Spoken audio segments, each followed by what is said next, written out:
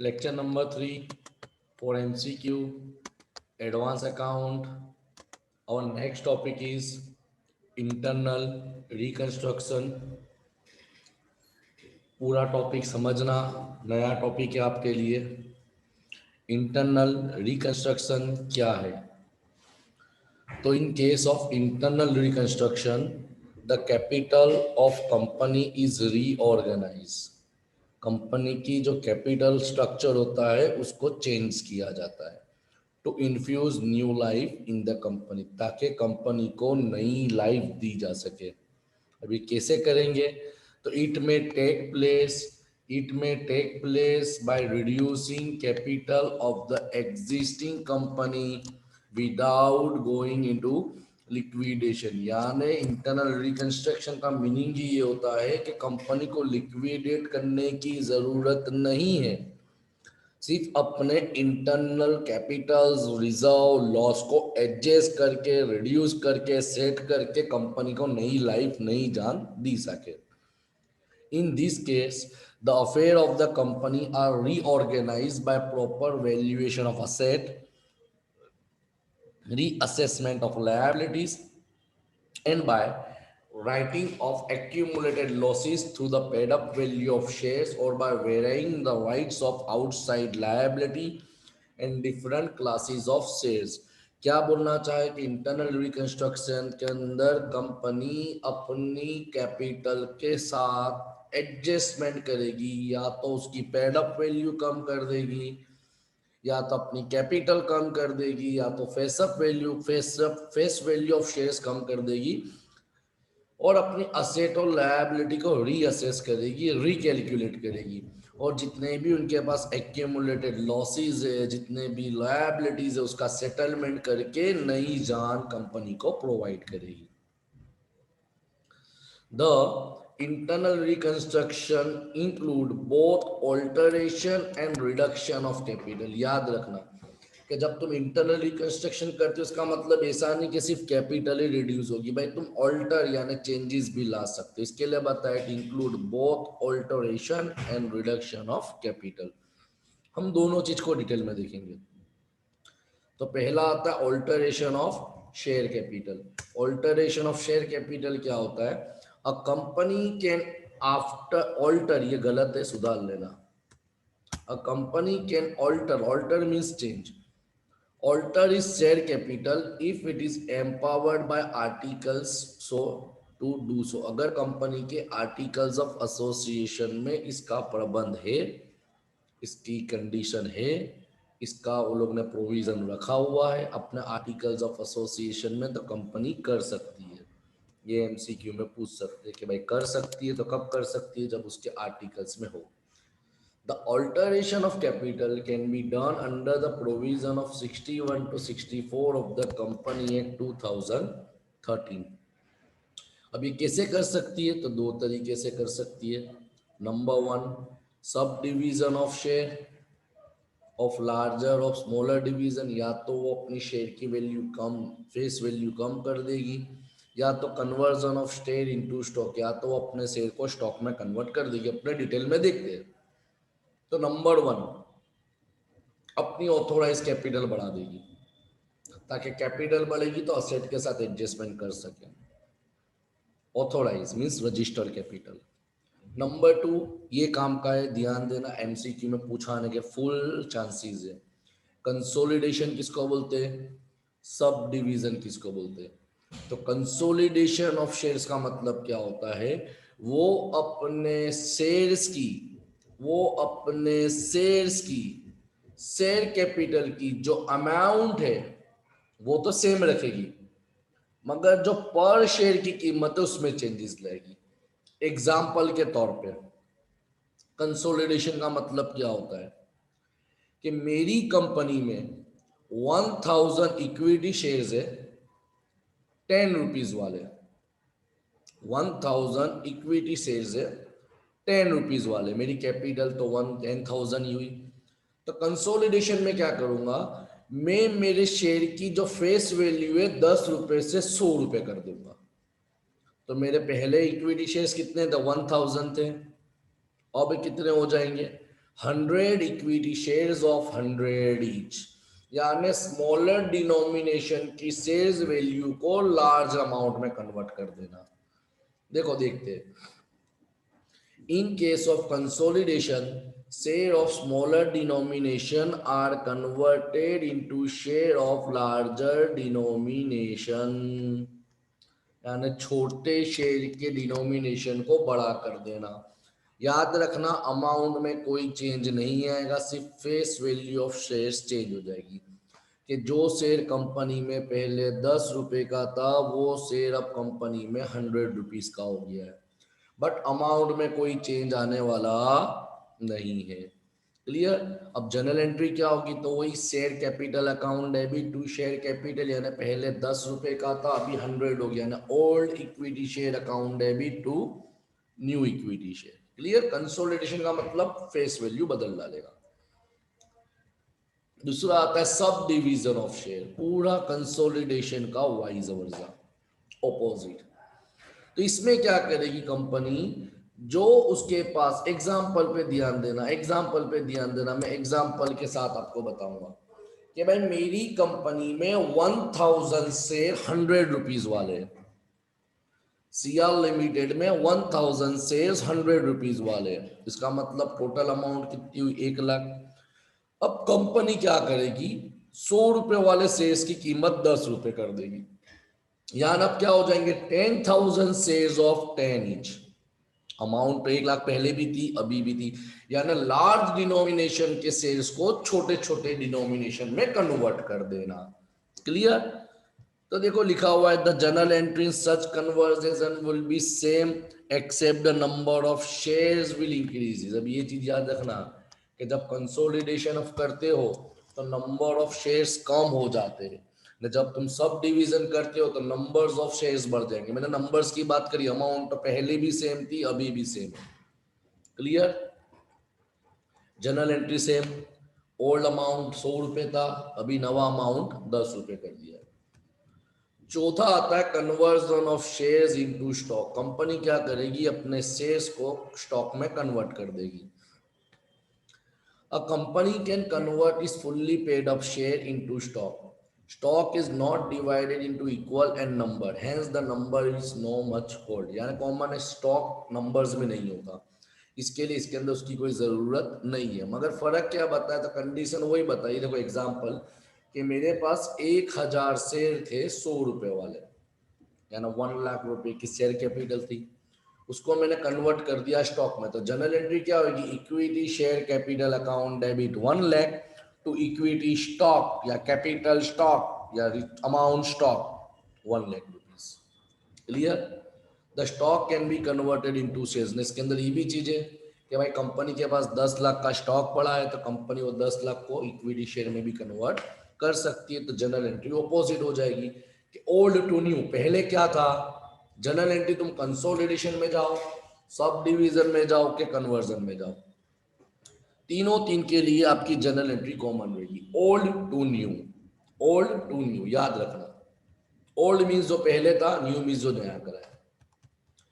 तो ये तुम्हारा हुआ पहला ऑल्टरेशन ऑफ कैपिटल, यानी कंपनी अपनी कैपिटल के अंदर ऊपर नीचे अप एंड डाउन कर सकती है 4 चीजों की वजह से। नंबर 1, अपने ऑथोराइज कैपिटल में चेंज लाना, इंक्रीज करना।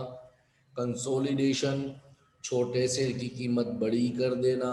सब डिवीजन, बड़े शेयर की कीमत, कीमत मीन्स फेस वैल्यू, छोटी कर देना।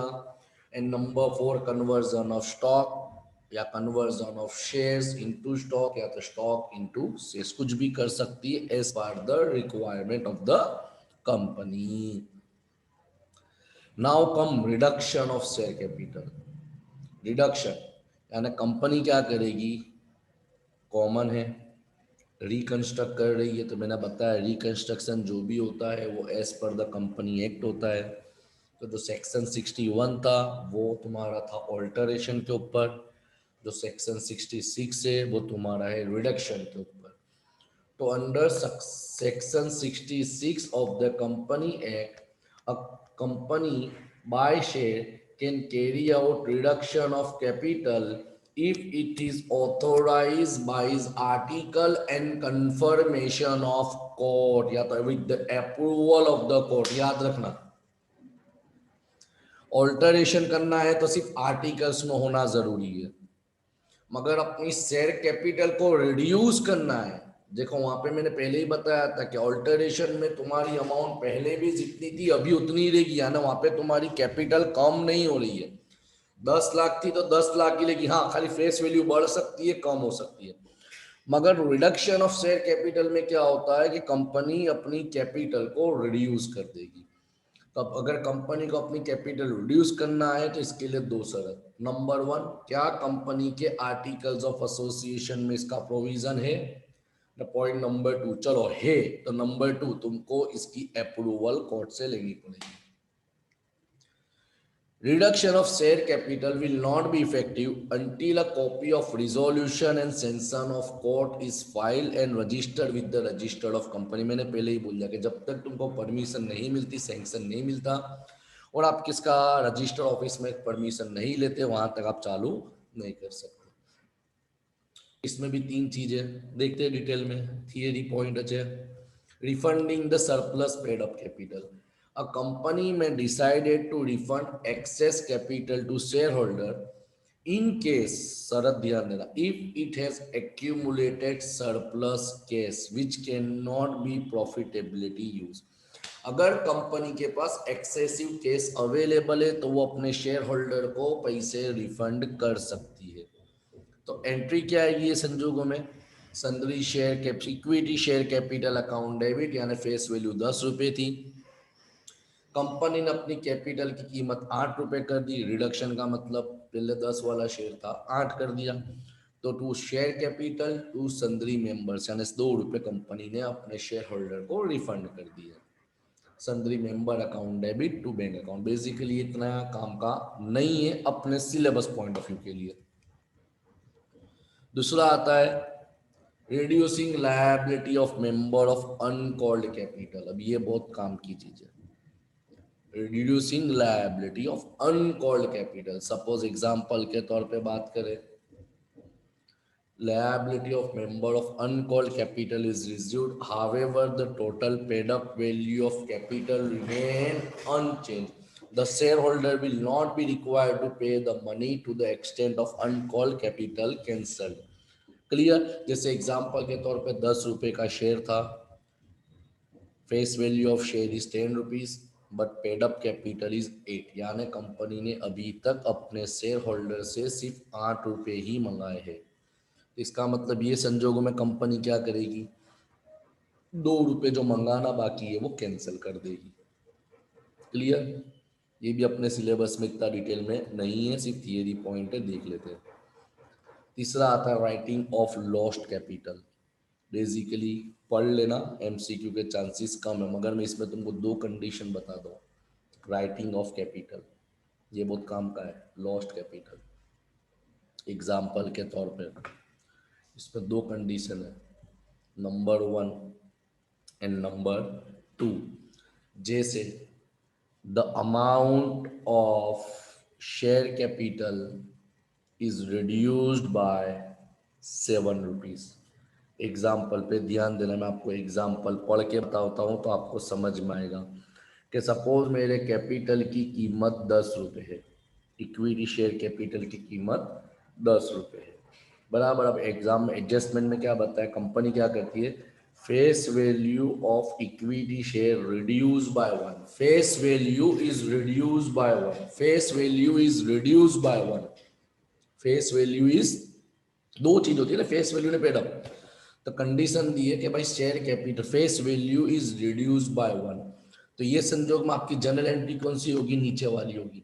शेयर कैपिटल अकाउंट डेबिट 10 रुपए टू शेयर कैपिटल, आपने 1 रुपया कम कर दिया तो कैपिटल कितने रुपए की हो गई, 9 rupees, to capital reduction 1 rupees, यानी आपने अपनी फेस वैल्यू जो 10 रुपए की थी वो 9 रुपए कर दी, यानी आपने 1 रुपया कम कर दिया, तो उसको बोलते हैं reduction, capital reduction. Point number 2, paid up capital, paid up capital, paid up capital of share capital, paid up capital of share is reduce to ₹1। अब देखो फेस वैल्यू था तो कंपनी के जो शेयर की कीमत थी वो 10 से 9 हो गई, तो इसका मतलब ₹1 कैपिटल रिडक्शन। अब पेड अप वैल्यू का मतलब क्या बताया मैंने पढ़ा, paid up value is reduce bye ₹1। इसका मतलब कंपनी ने अपनी फेस वैल्यू तो 10 ही रखी, समझ में आया। इसका मतलब क्या हुआ, कंपनी ने अपनी पेड अप वैल्यू ₹10 से 9 कर दी, इसका मतलब कंपनी ने ₹1 कम कर दिया है। इट मीन्स आने वाले समय में कंपनी कभी भी अपने शेयर होल्डर से ₹1 मांग सकती है, बिकॉज कि कंपनी ने अपनी पेड अप वैल्यू कम करी है, फेस वैल्यू में कोई चेंज नहीं है। जैसे मैं दो एग्जांपल देता हूं, आप सुनना, दो एग्जांपल दे रहा हूं, पहले फेस वैल्यू का दूंगा फिर पेड अप का दूंगा, उसके बाद मैं आपको उसकी एडजस्टमेंट बताऊंगा कि एंट्री कैसे लिखनी है, बहुत काम की चीज है। कंपनी की इक्विटी शेयर की कीमत ₹10, face value of share is reduce by 2, face value of share is reduce by 2। इसका मतलब ₹10 का शेयर था, फेस वैल्यू कंपनी ने ₹2 कर दी इंटरनल रिकंस्ट्रक्शन के लिए। इसका मतलब कि कंपनी की शेयर की कीमत भी 8 रहेगी ना, पेड अप वैल्यू भी 8 रहेगी। तो जनरल एंट्री कैसी आएगी, share capital account debit, old to new बताया मैंने पहले ही। ओल्ड कितना था 10, टू शेयर कैपिटल नवा कितना है 8, टू कैपिटल रिडक्शन कितने कम हो गए ₹2। ये हुआ फेस वैल्यू। अब दूसरा पढ़ता हूँ, पेड इक्विटी शेयर की कीमत ₹10 है, paid up value of equity share is reduce by 2, paid up value of equity share is reduce by 2। तो इसकी जनरल एंट्री सिर्फ कितनी आएगी, share capital account debit to capital reduction, यानी कंपनी ने 10 वाले शेयर की फेस वैल्यू तो 10 ही रखी है मगर ₹2 उसने रिड्यूस कर दी। इसका मतलब खत्म नहीं हुआ, यानी इन फ्यूचर अगर कंपनी को जरूरत होती है तो कंपनी अपने शेयर होल्डर से ₹2 मंगा सकती है। क्लियर, ये बहुत काम का टॉपिक है, ध्यान देना। कौन सा, फेस वैल्यू ने पेड अप वाला। उसके बाद आता है reduction of claim of credit and debenture holder. जैसे शेयर होल्डर को बोला तो कंपनी अपने डिबेंचर होल्डर को बोलेगी कि भाई तुम थोड़ा कुछ माफ कर दो, जैसे बता दिया सब में कि भाई debenture holder agree to waive their interest, यानी डिबेंचर होल्डर वाले क्या चाहते हैं कि हाँ भाई हम हमारा इंटरेस्ट तुम्हारे से नहीं लेंगे, तो कॉमन है डिबेंचर वाले अपना इंटरेस्ट नहीं लेंगे, तो इसका मतलब हमारा कैपिटल थोड़ा लायबिलिटी कम हो गई। तो उसकी एंट्री क्या आएगी, interest account debit to capital reduction, 10 amount sacrifice made by AMC. क्यों आ सकता है कि अगर यहाँ डिबेंचर ही बोला है, मगर कोई भी लायबिलिटी कोई भी इंसान सेक्रीफाइस करता है, चाहे बिल्स पेएबल वाला हो, चाहे क्रेडिटर हो, चाहे सप्लायर हो, चाहे डिबेंचर होल्डर हो, चाहे बैंक वाले हो, तो जितना वो सेक्रीफाइस करते हैं that amount is transfer to capital reduction account, credit of capital reduction account. Clear. इसी तरह ये भी काम का है प्रेफरेंस डिविडेंड। अब प्रेफरेंस डिविडेंड भी दो प्रकार के देखते हैं। The dividend of preference share already declared by the company error as a liability in the balance sheet. The claim of unpaid dividend are like Jai's creditor. If they agree to sacrifice, the amount will be credited to capital reduction account. जैसे company ने preference dividend declare कर दिए थे, अब जब internal reconstruction आता है तो प्रेफरेंस वाले क्या बोलते हैं, हाँ भाई हम आपका डिविडेंड लेना नहीं है, तो इसका मतलब कंपनी के लिए एक जात का बेनिफिट हो गया कि उतना पैसा उनको पे करने की जरूरत नहीं है।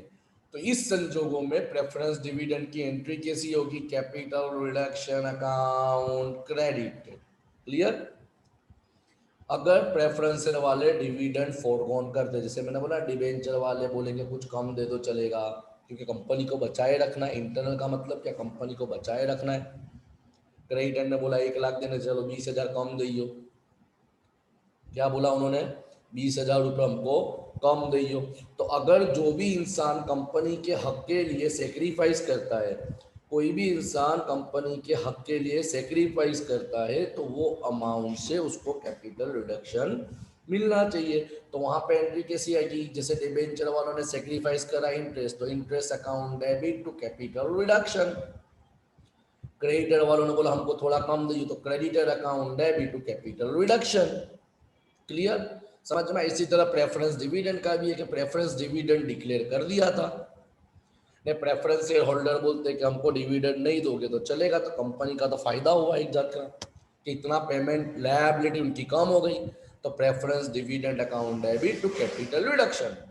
मगर इसमें शर्त क्या है? शर्त नंबर 2, if the preference dividend are appearing in the foot note, अगर प्रेफरेंस डिविडेंड फुट नोट में है, अभी तक कंपनी ने डिक्लेयर नहीं करे हैं, कंपनी ने डिक्लेयर नहीं करे कि भाई 3 साल से डिविडेंड दिया नहीं है, फुट नोट मैंने कंपनी डिक्लेयर नहीं करा है, अगर ऐसे संजोगों में प्रेफरेंस शेयर वाले, ऐसे संजोगों में प्रेफरेंस शेयर वाले अपना डिविडेंड लेने का ना बोल देते, तो वो संजोग में हमको कोई जनरल एंट्री देने की जरूरत नहीं है। याद रखना प्रेफरेंस डिविडेंड के लिए रूल्स है, कंपनी ने ऑलरेडी डिक्लेयर कर दिए थे कि हम डिविडेंड देंगे, इंटरनल रिकंस्ट्रक्शन के समय प्रेफरेंस शेयर वाले डिविडेंड लेने को एक्सेप्ट हो जाते, रिजेक्ट कर देते कि हाँ भाई हम फोरगॉन करने रेडी है, वेव करने रेडी है, तो जनरल एंट्री पड़ेगी। मगर अभी तक कंपनी ने प्रेफरेंस डिविडेंड डिक्लेयर नहीं करे, तो उस संजोगों में एंट्री पड़ेगी नहीं। इसी तरह आता है फिक्टिशियस असेट, जैसे डेबिट बैलेंस और प्रॉफिट एंड लॉस अकाउंट है, गुडविल है, मिसलेनियस है, कि जितनी असेट होती है, इंटेंजिबल असेट बोलो या फिक्टिशियस असेट बोलो, तो कॉमन है कि भाई हमको रिकंस्ट्रक्ट करना है, तो भाई फिक्टिशियस असेट ने जो फालतू की चीज़ें वो हमको निकालनी पड़ेगी, जिससे हमारे बिजनेस पे बहुत ज़्यादा बोझ बढ़ रहा है। तो अगर ये सब चीज़ों के बारे में आता है, तो वो सब चीज़ों के लिए भी क्या होगी, तुम्हारे को एक बेनिफिट होगा, तो यहाँ पे तुम्हारी एंट्री ऑपोजिट हो जाएगी। क्या हो जाएगी? Capital reduction account debit to fictitious asset to capital tangible and intangible asset and so. Clear? यहाँ पे तुम्हारा इंटरनल रिकंस्ट्रक्शन का पूरा टॉपिक चैप्टर नंबर 2 कवर होता है। एमसीक्यू के चांसेस रहेंगे इसमें से, तो प्लीज ये लेक्चर को भी आपको पूरा पढ़ना जरूरी है।